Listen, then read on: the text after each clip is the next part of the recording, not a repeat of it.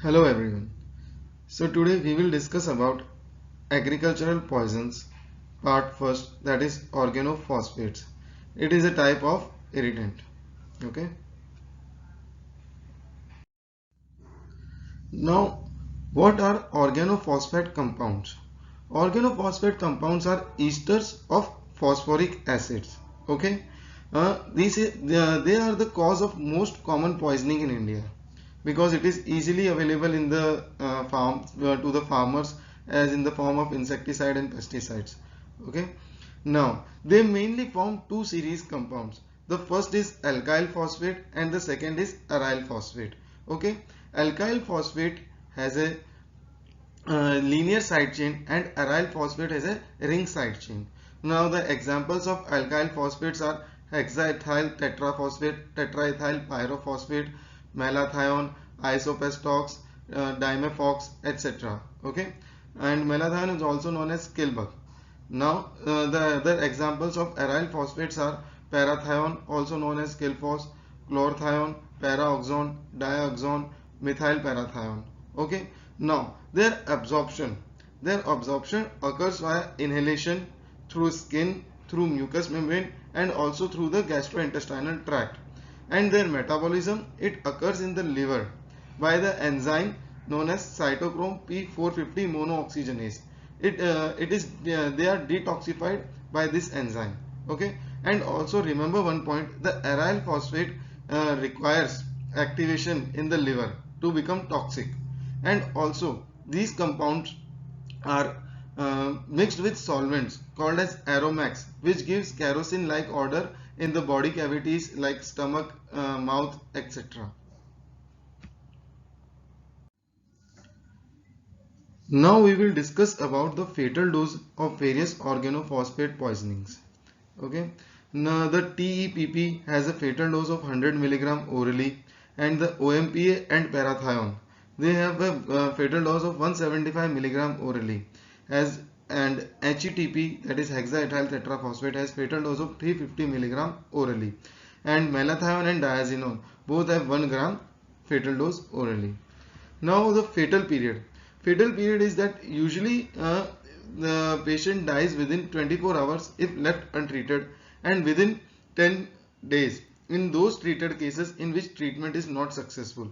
And also in non-fatal cases, the symptoms appear from 6 to 30 hours and they disappear in 2 to 3 days. Now we will discuss about the mechanism of organophosphates. Acetylcholine is a neurotransmitter which is secreted in the synaptic cleft and which is hydrolyzed spontaneously into acetic acid and choline. Now, the function of acetylcholinesterase is to increase this process manifold. Acetylcholinesterase is present in many cytoplasm of many cells, in muscle and membranes of many cells. Now, organophosphates are powerful inhibitors of acetylcholinesterase. They inhibit acetylcholinesterase. They inactivate acetylcholinesterase by forming a bond by phosphorylation. Now, what happens is this leads to the accumulation of unhydrolyzed acetylcholine in the various sites, including parasympathetic, sympathetic, and somatic sites. Now, what happens is the unhydrolyzed acetylcholine leads to syndrome of overactivity due to local stimulation and eventual paralysis of nerves and muscles. Now, in the beginning, this bond is reversible, but after some time, what happens? The side chain, it cleaves off and it becomes and makes this bond irreversible and makes this extremely stable. This process is called as aging. It occurs this aging process, it occurs in 24 to 36 hours. Okay. We will discuss about the signs and symptoms of organophosphate poisonings. There are three distinct toxic actions of organophosphates. The first is muscarine-like effect, which potentiates postganglionic parasympathetic activity. The second is nicotine-like stimulation, which is followed by paralysis of postganglionic somatic motor nerves. And the third is CNS stimulation followed by depression.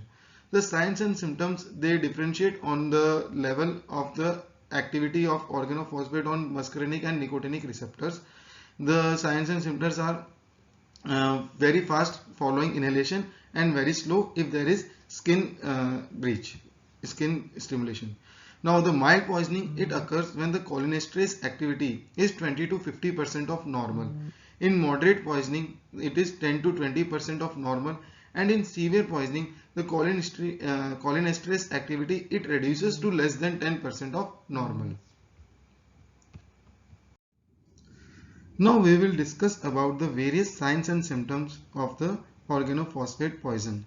There is a mnemonic for muscarinic effects of organophosphate poison. It goes as dumbbells. It's like D stands for diaphoresis and diarrhea, U stands for urination, M stands for meiosis, B stands for bradycardia, bronchospasm, bronchoria, E stands for emesis, L stands for lacrimation, and S stands for salivation. So these are the muscarinic effects of organophosphate poisoning. Now we will discuss about the nicotinic signs and symptoms. They are exactly opposite to muscarinic effects. It acts on striated muscles like muscle fasciculations, cramping, weakness, areflexia, and when it acts on sympathetic ganglia, it causes hypertension, tachycardia, pallor, mydriasis. They are exactly opposite, but the muscarinic effects are prevalent. So we will see hypotension, bradycardia, and meiosis in the patients. CNS effects, it includes restlessness, headache, tremor, drowsiness, delirium, slurred speech, ataxia, convulsion, coma, and death. Now there is a specific condition which is seen very rarely called as chromodacryuria. It is also known as shedding of red tears. It occurs due to accumulation of porphyrin in the lacrimal glands due to porphyrinemia. Now there is one syndrome associated with organophosphate poisoning that is called as intermediate syndrome. It occurs 1 to 4 days after exposure to organophosphates. The main cause of this syndrome is prolonged cholinesterase inhibition and muscular necrosis. What happens is it is characterized by acute respiratory paralysis, muscular weakness, cranial nerve palsies, and depressed tendon reflex, and it does not respond to any oxime or atropine. Okay, and there is another delayed sequelae of organophosphate poisoning, which is also called as organophosphate induced delayed polyneuropathy. Okay, it occurs 1 to 5 weeks after exposure in certain compounds like parathion, malathion, etc.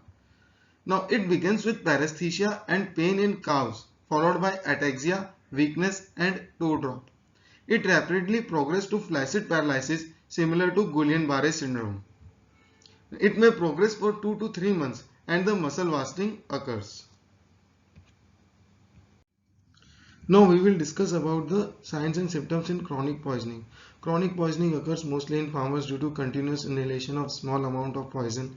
The symptoms are the neuropsychiatric symptoms like gait disorders, mood instability, weakness, paralysis, etc.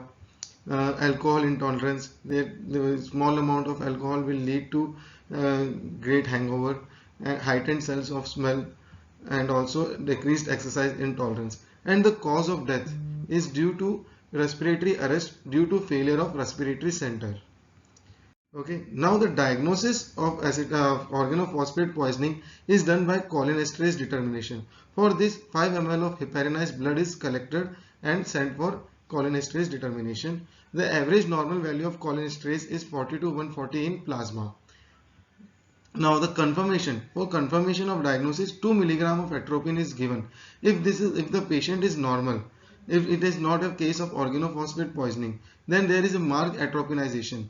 But if the patient is a case of organophosphate poisoning, the symptoms are relieved without atropinizing action of the atropine.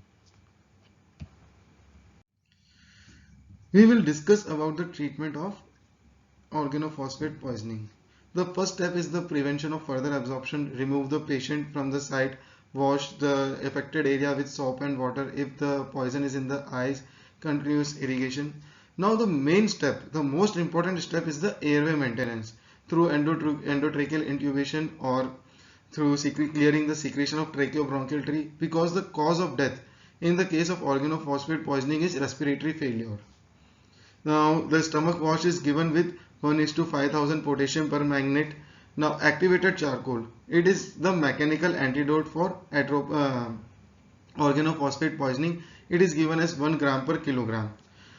Convulsions are controlled with IV diazepam at the rate 10 to 20 mg is given IV at the rate of 0.5 ml, and if not controlled then IV phenobarbital, that is at 10 to 20 mg per kilogram, or IV phenytoin 18 mg per kilogram is given. Okay. Now we will discuss about the physiological antidote, that is atropine sulfate. Now it blocks the muscarinic effects and CNS effects of the organophosphate poison. It does not have any effect on the nicotinic effect of the organophosphate poison. It is a competitive inhibitor for organophosphate. Okay. Now the dose of atropine sulfate is 2 to 4 mg IV, and the pediatric dose is 0.05 milligram per kilogram, and it is first given as test dose, and it is doubled every 10 to 15 minutes. Now till when it is continued? Until the tracheobronchial tree is cleared of secretion. Maximum dose is 40 milligram per day, but it can be given in the treatment it has given to till 1000 milligram per day. Okay. Atropine, it is contraindicated in cyanotic patient, because in cyanotic patient it causes ventricular tachyarrhythmia. So if you want to use atropine in cyanotic patient, maximum oxygenation should be achieved before atropine is given. Now atropinization is maintained for minimum 24 hours. Now we will discuss about the mechanism of action of cholinesterase reactivators and the aging process. Now what happens is, if the binding of organophosphate with acetylcholinesterase is in reversible state and an acetylcholinesterase reactivator like pralidoxime or PIAM is used, then it will bind to the organophosphate and scavenge it, and thus save the acetylcholinesterase from the harmful effects of organophosphate poison. But if the binding of acetylcholinesterase with organophosphate is in irreversible state, like as we learned earlier, the process called as aging, then the pralidoxime cannot bind to the acetyl organophosphate and it becomes useless. Okay.